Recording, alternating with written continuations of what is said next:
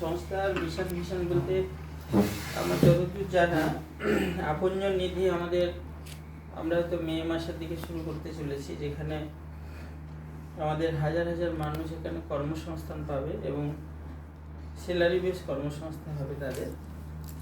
সেখানে আমাদের গার্মেন্টস, যেটা বললেন, গার্মেন্টসও আমাদের মে মাসে চলে আসছে। আমাদের অন্য একটা সাইটে আর একটা অফিসে কথাও হয়েছে, সেখানে আমাদের গার্মেন্টস থাকবে এবং অলংকারটাও থাকবে।